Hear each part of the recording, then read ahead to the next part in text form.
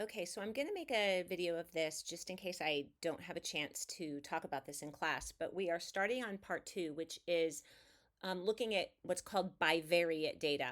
In part one, we dealt with univariate data, which meant we were looking at one variable at a time for our quantitative data. Now we're going to be looking at quantitative data, but we're going to be comparing variables. So the typical type of plot you do with this is a scatter plot, and we're looking for an association between two quantitative variables. So when you are making a scatter plot, and you'll see that you have an x-axis, a y-axis, this particular problem, and I think these are from your textbook. I actually don't know. The context percent saying that they would vote for a woman president. These are the years since 1900, so this only goes up to 1990. And then you can see these dots that represent the different years and what percent said that they would vote for a woman president. So what you look for, whereas for univariate data, we were looking at center shape spread and unusual observations. Now we are looking for, one of the things is direction. So you want to look for direction. So think about a linear, for example, I could kind of draw a line, not connecting the dots, but just kind of going through the pattern of the dots. And you can see that that line would have a positive slope. That means we have a positive association. So as the years go on, as the years continue, more and more people percentage wise said that they would vote yes for a woman, they would vote for a woman president. So this direction for this problem would have a positive association. This is showing, this shows a negative association, and you can see if I were to kind of put a line to this, it would have a negative slope. So it shows a negative association. This is showing the weight of a car versus its fuel efficiency. So the more that the car weighs, on average, the fuel efficiency gets less miles per gallon for a heavier car. So again, that's direction. So we have a positive association, a negative association, or you might have very little or no association. I don't even have know what the context of this is from. But notice for this graph, you can't really tell. Is it going up? Is it going down? It might be slightly negative, but not much. There's very little association. So that's direction. Always look for direction. The other thing we're going to look for is form. So does it have a linear form or is it curved? So the weight and the miles per gallon problem with the car, you can see has a curved pattern. The first one I showed was more of a linear pattern, the one that was positive. So you're going to look for form. So we have direction, we have form, and you want to look for strength. How strong is the relationship? How close are, if you did draw a line, this appears to have a linear relationship, not as strong as, say, this one. This appeared to have a linear relationship, and it's pretty strong because you can see that the dots would form, if we drew a line in there, the dots would be pretty close to that line. Whereas this one is also linear, but not as strong as that other one that I showed. So direction, form, and strength. Those are the things that you look for. And just like we did with univariate data, we also want to look for any unusual observations. So direction, form, strength, and unusual observations. This is another example. This is showing your brain size, like how actually large your brain is versus your IQ performance. And so this one is a very weak relationship. So we have direction, form, strength. And now you want to look for outliers. So this is showing life expectancy versus gestation period. So how long a species of mammals is pregnant versus the life expectancy. So we can see the life expectancy here versus the gestation in days. I'm pretty sure this one up here is an elephant. So, and this one over here are humans. So you can see we don't fit the pattern. Without humans, you could see that the other species of mammals that are listed, it's fairly linear. So we would consider this unusual. Now, this one up here, which I think is elephants, is also unusual, but it fits in with the pattern. So you don't really notice so much that, there's quite a gap between this one here that has a gestation of 375 days versus this one at 625. What we actually call in this one, this over here is an outlier in the X direction. This is an outlier in the y direction.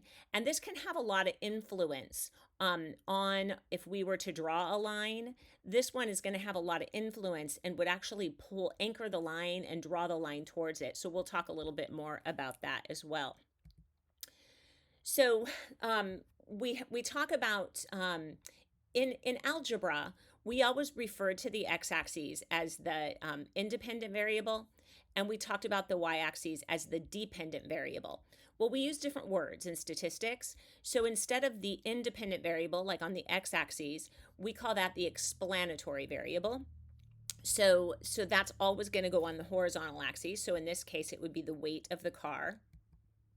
And the response variable would be the miles per gallon. So the weight of the car explains the miles per gallon that the car gets. And so that's the idea. So explanatory is on the x-axis, response because it's responding to changes in the explanatory variable.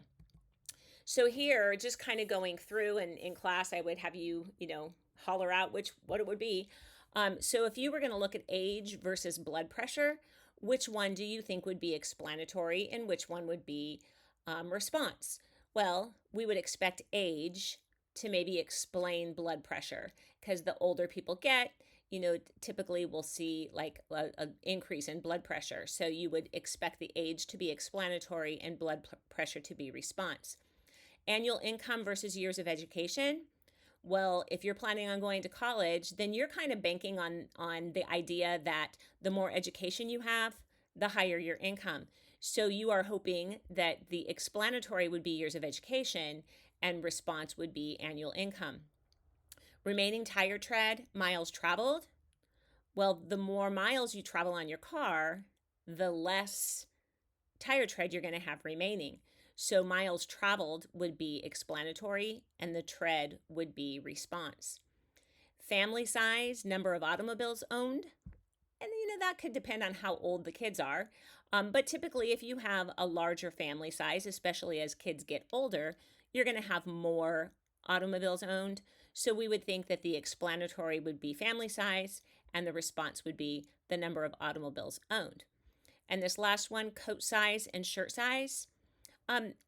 It actually wouldn't matter because your coat size could explain your shirt size or your shirt size could explain your coat size. So that one would probably not make a difference which one you would put as explanatory and which one is response. It might just be in the context of the problem. Another thing you'll hear talked about, we'll talk about the word correlation and causation. Here's kind of a phenomenon here. The number of storks in Oldenburg, Germany for 7 years in the 1930s. That's what this graph represents. So you can see as the number of storks increased, the human population increased.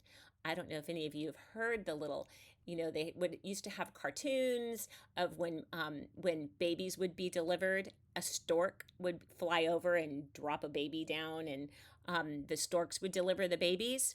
And so then that's what this is like. So what's happening? More storks? Is the population increasing because there's more storks to bring the babies? So we talk about association versus causation. And it turns out that storks nest on house chimneys.